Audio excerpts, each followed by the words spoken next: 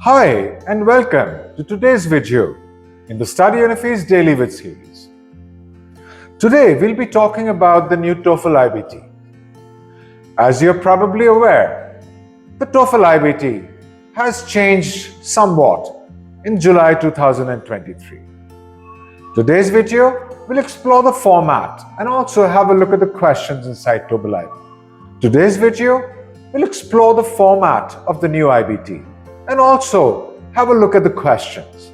First, let's talk about some really important facts associated with the TOEFL IBT. It's a computer-based test. That means all the task responses must be entered into the computer. It is also an internet-based test, which means that the test can only be taken online. Scores for the TOEFL IBT are still valid for 2 years. TOEFL is accepted worldwide by many consular sections as well as thousands of universities and colleges. Perhaps the most important fact associated with the new TOEFL IBT is that now, among the PTE, IELTS and TOEFL IBT is the shortest test. The whole test can now be completed in less than 2 hours. But TOEFL IBT is still an integrated test, which means that you will have to replicate what you do in a classroom. The integrated test will ask you to integrate reading and listening skills. It will also ask you to integrate speaking and writing skills. The TOEFL is still scored on exactly the same scale. Each section has an individual score of 0 to 30. The overall maximum score of the TOEFL is 120. The very minimum you have to score is about 46, which equates to 5.5 in the IELTS. But remember, different colleges and universities will have different requirements. Now let's look at the new format. The new TOEFL IBT starts off with reading. Reading lasts for 35 minutes. There are just 2 passages with 10 questions each. Then there is listening. Listening lasts for 36 minutes. And there's a total of 28 questions. In speaking, there are just 4 tasks now. Speaking lasts for a total of 16 minutes. In writing, there are still 2 tasks. And these 2 tasks must be completed in 29 minutes. Now let's talk a little bit in detail about the 4 sections. First, let's talk about reading. As we stated earlier, there are 2 passages in reading.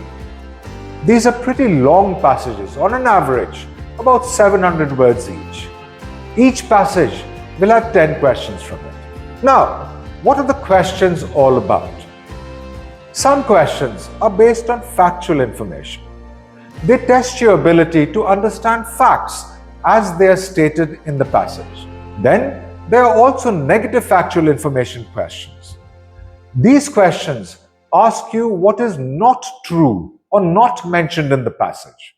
You will be given several options. One of them is not factual. Your job is to choose that one. Another kind of question in TOEFL reading is inference. Here, you will have to identify a piece of information which is not stated clearly in the passage but implied. This is a reasoning-based question, but not one that you should be intimidated about, because this is the kind of reasoning we do every day. Next, some questions may be based on rhetorical purpose. These questions will ask you why the author has written something or why he has mentioned something. What is his purpose or her purpose in mentioning that particular thing? In addition, there are plenty of vocabulary and context questions. These questions do not ask you the meaning of a word. Instead, they ask you what a word means as it is used in the passage. Also, there are sentence simplification questions. You have to identify a sentence that means the same as a sentence in the passage. Finally, there are insert text and prose summary questions. In insert text, you will be given a sentence outside the passage. There will be 4 insertion points in the passage. You have to choose which insertion point that sentence must be inserted in. You must choose in such a way that it does not tamper with the overall coherence of the passage. Finally, there's a prose summary. You will get 6 points that summarize the passage. However, only 3 points must be used to provide an accurate summary. Now, let's talk about the listening questions. The first kind of listening question is the gist content and gist purpose. Here, you will have to identify the main point of a conversation or lecture. You may also be required to identify the main purpose behind a conversation or a lecture. Next, there are listening detail questions. These test you on your understanding of details as they are mentioned in conversations and lectures. There are also listening function questions. They will ask you what a statement means in the context of a conversation or a lecture. Then there are listening attitude questions. They will ask you what a speaker's attitude or feelings are about something in a conversation or a lecture. Next, there are listening organization questions. Organization questions will test you on your understanding of the structure of a conversation or lecture. Also, there are listening connecting content questions. These will test you on your understanding of how ideas are connected in a lecture or conversation. Finally, there are listening inference questions. Just like reading inference questions, listening inference questions will test you on your ability to identify something that is not stated directly in the conversation or lecture, but something that is implied. Now we come to the speaking questions. Remember, there are 4 overall speaking tasks. The first task is independent speaking. You will be given a topic and you have to speak for up to 45 seconds on the topic. The topics are of general interest. Speaking task number 2 is an integrated task. It is based on a campus situation, something that typically occurs on a university or college campus. You will have to read a passage. Then you will have to listen to a conversation.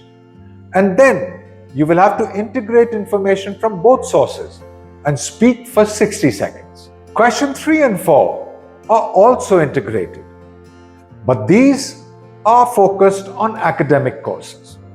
You will read a passage on an academic course. Then you will listen to a lecture on the same academic course. Your task is to integrate information from both sources and speak for up to 60 seconds. Finally, we come to the new TOEFL IBT writing section. Task 1 in writing is integrated writing. You are required to read a passage. Then you will have to listen to a short lecture. Your task is to integrate information from both sources and then respond in 150 to 225 words. This task must be completed in 20 minutes. Finally, there is writing task 2. This is writing for an academic purpose.